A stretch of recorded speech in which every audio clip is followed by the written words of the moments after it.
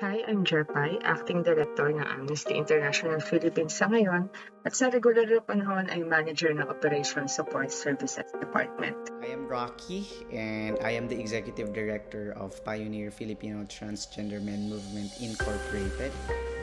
Hi, I'm Badongarin Zana. I work in financial services industry as a lead consultant for my full-time job, and I'm also the board treasurer of Amnesty International Philippines.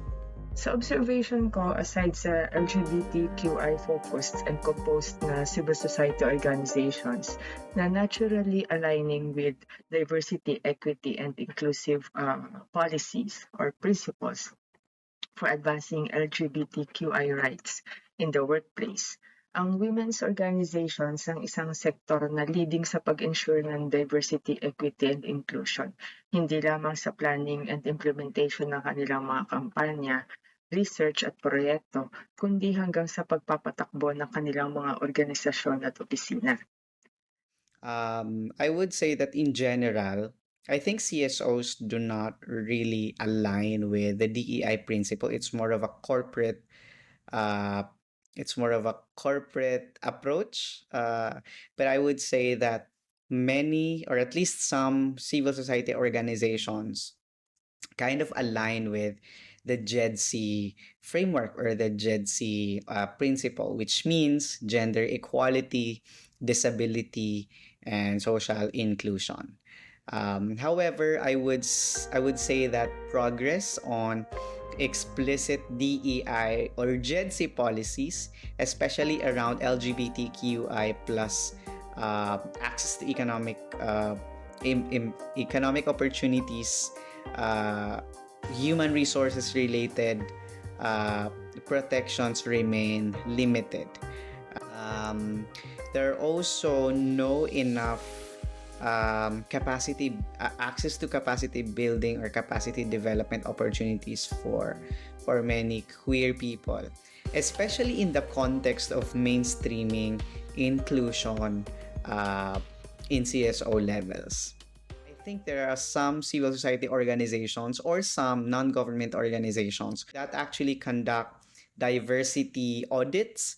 Although I think they don't necessarily do gender audits. But in terms of like looking at their organizations, whether or not they're delivering on their diversity targets, I think it's something that's being done by many CSOs.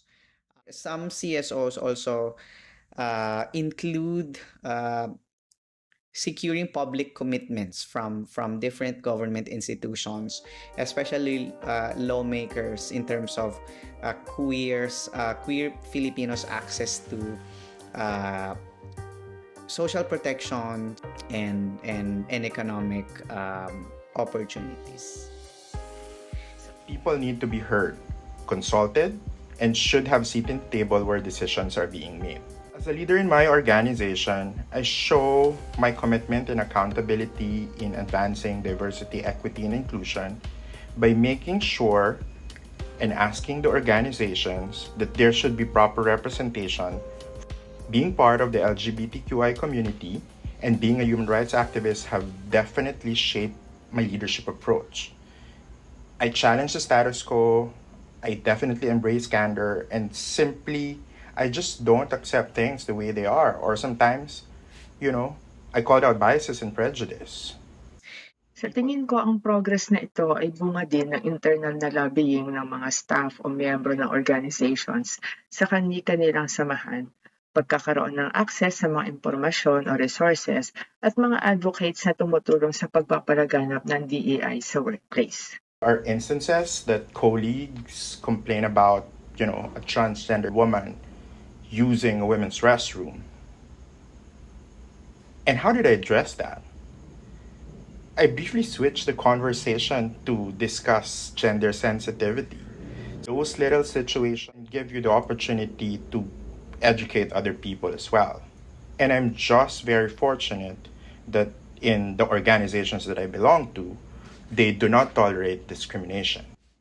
So we see the value of looking at the intersections of transgender people's experiences in terms of their access to well-being, access to different forms of enjoyment of human rights. So Pioneer FTM is a transgender-led organization. Our membership are largely transgender men and transgender masculine people. Um, of course, these are people who would embody uh, masculinity, especially the typical or the traditional masculinity that we see in our culture, but we try to address, and we try to make sure that uh, at least at the organizational level, we do not perpetuate toxic masculinity, and we do not contribute to the ongoing different forms of discrimination and violence being experienced by women and gender diverse people. Bilang isa sa may leadership position sa Amnesty, nakakatulong para sa pag-advance ng DEI ang reflection sa sarili kong biases at privileges. At pagpapaalala lagi na ako ay may shared humanity sa sangkatauhan.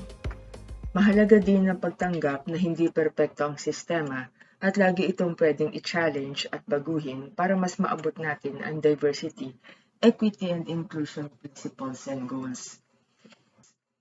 Sa amin, sa Pioneer FTM, sa Secretariat, kahit na ako yung Executive Director, hindi ako basta-basta magde-decide for the organization. I take accountability personal, no? Meaning, whatever the decision of the Secretariat or whatever the decision of the leadership, it should always be informed, or it should always center on the needs and the aspirations, no, of the organization. Ma-manifest din yan with the way we access funding, for example.